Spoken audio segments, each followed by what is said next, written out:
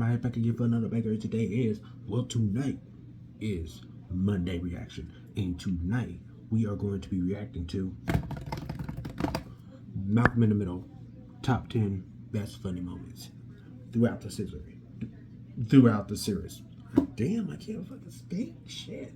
But yeah, this show ran from 2000 to 2006. All you early 2000 babies, y'all remember this. This came on Nickelodeon. I watched every episode. I've binge watched it. I'm even thinking about binge watching it again because rumor has it that they are possibly doing a reboot. They're talking about rebooting this show.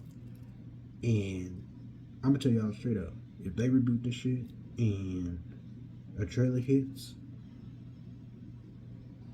you already know your loud mouth boy gonna react to that shit. Oh yeah, peep the do-rag, y'all peep the do-rag. I got this at Dollar General. If y'all didn't see, I got this from Dollar General. I wanted blue. I wanted a different color with it, but I couldn't find one. And I'm like, hey, it is what it is. You know, it's a start. You know, all my nappy-headed niggas, you know, go with a do-rag. Even if you don't have even if you ain't rocking long curl or fro, you just rocking the waves or short hair, that's still cool too. You know, it's always good to make sure your hair protected and stuff like that. I don't know why it took me this long to get one, but it did. So hey, can't dwell on it. I got it now. We're gonna make it do what it do. But anywho, let me stop all this yap and get right into this video. And now, oh shit, hold on. All right, now. It's unfair how funny these moments are. Welcome to Ms. Mojo, and today we're counting down our picks for the top 10 funniest Malcolm in the Middle moments. Before we begin, we publish new content every day, so be sure to subscribe to our channel and ring the bell to get notified about our latest videos. For this list, we're looking at the most hilarious moments from the TV sitcom Malcolm in the Middle. I told you about 2000, 2006. Number 10. Reese's Oven Panic. Reese is generally a dim-witted, mean-spirited bully, but even he manages to have surprising streaks of intelligence or competence. The most notable of these is his passion for and skill in the kitchen, with the second oldest child having an aptitude for cooking that surpasses everyone else in the family. That means I have exactly 12 hours left to create the most fantastic Thanksgiving feast in the history of Thanksgiving feasts. However, Reese's desire to make the perfect Thanksgiving dinner leads him to panic and forget some essential things. The monkfish! Where are the oven mitts? When it comes time to take something out of the oven at a precise time, he panics when he's unable to find the oven mitts, ultimately using his bare hands, and asking that the oven mitts be moved out of the way so he can set the hot tray down. What are you gonna do? There's only one thing I can do. Reese, no! Yes! Leave me space! Where? Go the oven mitts!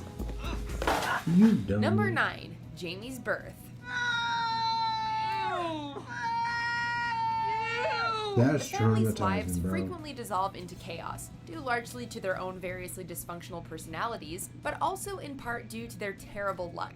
The birth of Lois's youngest and newest child is typically hectic, and sees the boys learning about babies, Hal getting into a car accident, and family friends in their yard, as Lois goes into labor at home, with the paramedics being delayed. Where are the paramedics? These contractions are too close to time. Francis, this baby's gonna be born any minute. I want you to do something for me. What do you want me to do? I want you to deliver the baby. The crown jewel, though, is Can you when imagine eldest son delivering your Francis little is brother? forced to deliver Could his you own mother's baby, which proves rather traumatic for him. God, I can't believe I'm looking at this. I'm gonna die. Number 8. Parking lot duel. Despite generally being the sane one in the family, Lois is rather unhinged as well. This is especially evident when she has to interact with others outside her family or coworkers. A shopping trip to the mall takes a strange my most turn favorite when an one out upper of middle all of class them. woman I love opens her Lois. car door and hits her car. I know you didn't think anyone would catch you, but you just slammed your door into my car. The least you can do is say you're sorry, lady. She's such a Lois Karen, proves just as but she infantile owns as her it. children by doing the same to the woman's car when she doesn't apologize. I'm sorry. See? Like that. This soon escalates But, into I a mean, full-on you demolition can't even derby be match mad in at the it. parking lot. The It's road rage relatable in displayed a by way, both like- drivers, the unusual setting, mean, you and the just slammed your comically fucking door in low-speed my finish motherfucking make car. this a hilarious moment indeed.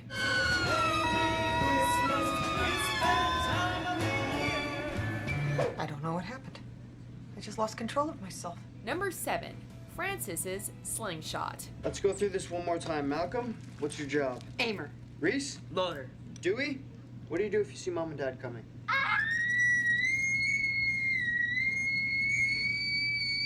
Although all the boys in the family are fond of troublemaking to some degree or other, Francis leads the pack, both in experience and in creativity. When the firstborn son returns home near Halloween, he decides to lead his brothers in setting up an enormous slingshot on the roof of the house, which they then proceed to use to terrorize the neighborhood with a wide variety of projectiles.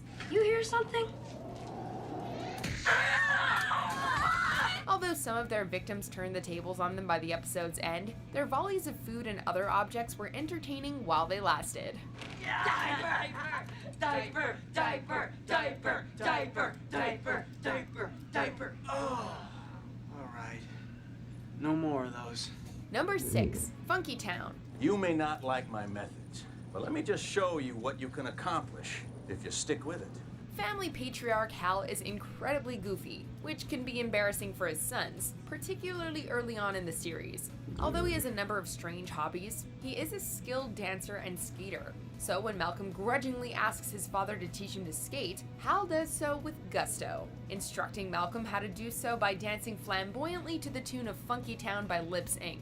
Surprisingly, Hal's I bizarre never training could stand method that pays song. off when Malcolm plays I street used to hockey play that against the all the neighborhood time in kids, elementary. and he Ugh. uses the moves he learned to be It was good at the corny as game. fuck. I know I look like an idiot, but I'm kicking ass. Number 5. Clowns Fight. Listen, Wide Ride, these guys are just trying to do something nice for This you. is one of my Give them a favorite break. ones. After I like Hal this and the one. boys forget her birthday, Lois goes to the batting cages to blow off some steam. Realizing their mistake, they follow her there and get her an impromptu cake and birthday clown in an attempt to make amends. Although she asks that they change so that she feels more appreciated, Hal and the others make it clear that they'll probably continue disappointing her. Oh, geez, honey, that's never gonna happen. What? We're not smart enough to do that. I mean, well, look who you're talking to. You might as well ask us all to be a foot taller. However, after least the he was clown makes honest a crack about about it, Lois's like, appearance, we're not Hal punches perfect. him out, leading to a brawl with several clowns, which the boys It's join in fucked up, on. but it's true, though. Seeing how much they care for Lois, as well as the violence they were juxtaposed with scrapping. a slow jam by Kenny They were Rogers, scrapping. makes for a hilarious and somewhat touching moment. Number 4. Trashing the family reunion. What are you gonna do? We don't No, know. I couldn't stand how We never know. On a similar note, Like, the niggas family's think- trip niggas to a think they're reunion better than slash somebody. birthday for And if Hal's they dad had all that ends money, in why did they chaos, help 'em out? albeit well motivated. How are they After living it up spending while most of the day Hal and sucking up his to their family- more affluent relatives, the boys I are didn't distressed understand when that. Lois, I didn't who has been understand that. bullied and They mistreated by living their it up while they extended living family it small. all day, is finally driven to Okay. tears. Probably All right, couldn't everybody even ready? Lois, but, I was still. born ready. In revenge, they take a golf cart and crash through the dinner table and cause general mayhem before finally driving it into a pool, once again using their skills in mischief to defend their mother from those who mistreat her maliciously. If you ever drive a golf cart over a catered dinner and into a swimming pool again, there will be consequences, dire consequences. Number 3. Hal race walking. Hal's hobbies are numerous in the show, but possibly our favorite is when he gets into race/speed walking. Like everything he gets into, Hal falls head over heels in love with the sport after seeing a group of people engaging in the activity in a park, comparing them to gods. Look at that, guys. I think we got ourselves a natural. How Look at me. corny. I can walk. But he owned his Hal corniness. gradually becomes I more will and more say, obsessed, eventually getting to everybody the in this point where he show, they has just absurd they own military their flaws fantasies and about who it they and were. wears a Right, I ridiculous like it. fiery costume while walking. Don't worry. You gotta respect it. However, his outlandish confrontation with a rival race walker, who's secretly a mere jogger, puts an end to Hal's career. The tape sees Bruh. all, and I see the tape. You are not a race walker at all. You're nothing but a common jogger. Number 2. Hal pops his balloon children.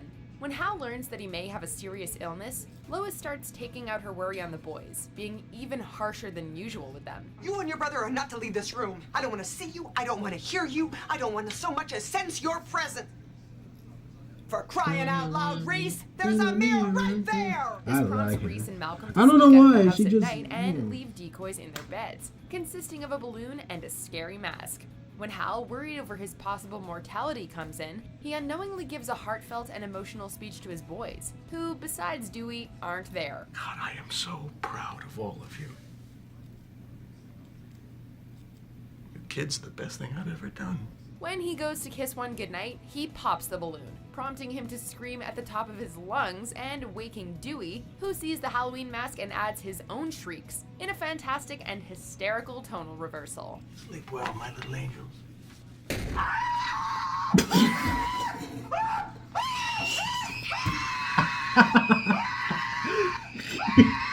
Before we unveil our top pick, here are some honorable mentions. Guys, I've made a discovery. When you mix blue and yellow, you get an entirely new color.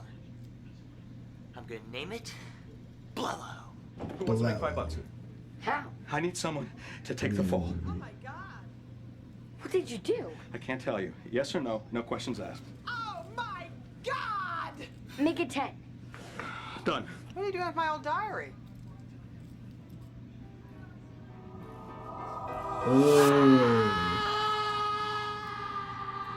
The house has never been this clean. Uh-oh. What? It's too clean. Yeah. You're right. Yeah. You'll never buy it. That's. But I guess all we can do is live our lives At with least as much they know their kindness mom. and decency as possible, and try not to dwell on God standing over us with that giant shovel. Bye. What the? Number 1, Bounce House.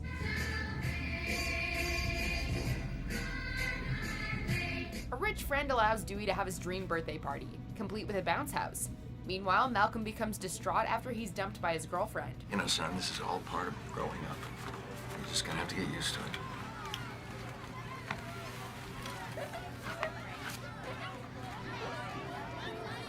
No, I don't. I can go back. Desperate to feel happy again, he tries to go inside the bouncy centerpiece of his brother's party, hoping to regress to a time of childlike joy, although Dewey tells him he's too big. What are you doing? Play. I'm gonna play. You can't. You're too big. Malcolm's exaggerated grin as he jumps in slow motion, and the Sesame Street theme song playing during the moment are hilarious, but the explosive deflating of the bounce house leads to pandemonium. Hal's overzealous and rather frightening attempts to rescue the trapped kids complete the moment to help make it the funniest in Malcolm in the Middle. Okay, no panic. Okay. Just imagine if you would have caught one of them kids, bro. They would have been like, oh, hell no. You're okay. Don't be scared. Do you agree with our picks? Check out these Yeah. other great clips from Ms. He Mojo, does and be right. sure to subscribe and ring the bell to be notified about our latest videos. Hey, y'all. Y'all, when I tell you, this show never disappoint. They never disappoint. They always came with the humor. But I feel like there was more funny moments that they could have added to this funny moments, because yeah, there was more.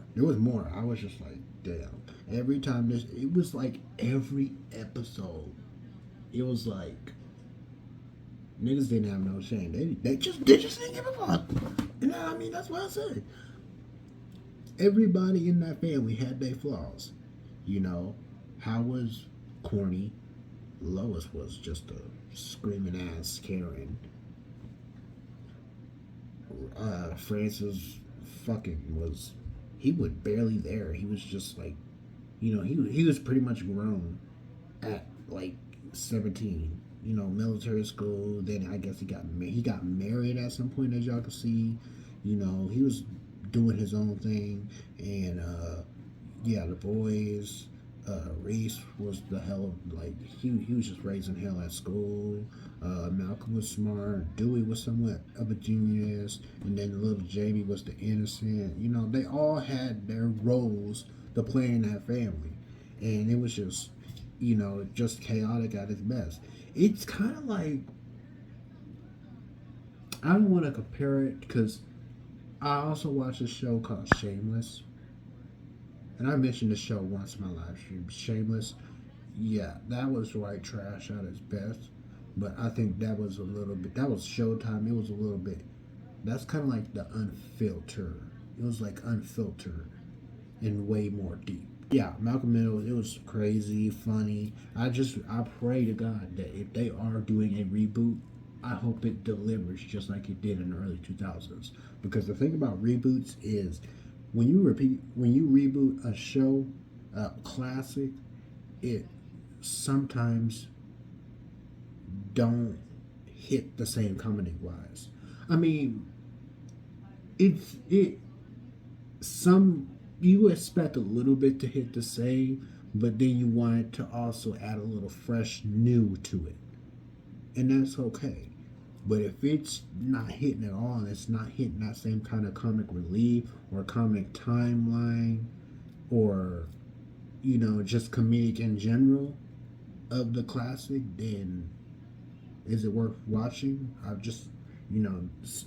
Some people could say, oh, I don't recommend them doing a reboot because some classics just shouldn't be touched. But I'm open to it. I'm always open to reboots because you just never know what you're going to get. Y'all come down below and tell me, what's your favorite moment of this show? What is your favorite moment? Comment down below. I want to do more reactions on Malcolm in the Middle. I really do. Comment down below and y'all tell me how y'all feel. And on that note, I'm going.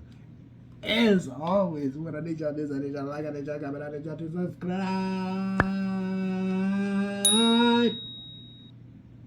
Hit that bell for notification for all motherfucking babies. And I shall see y'all in the next video. Deuces, nigga.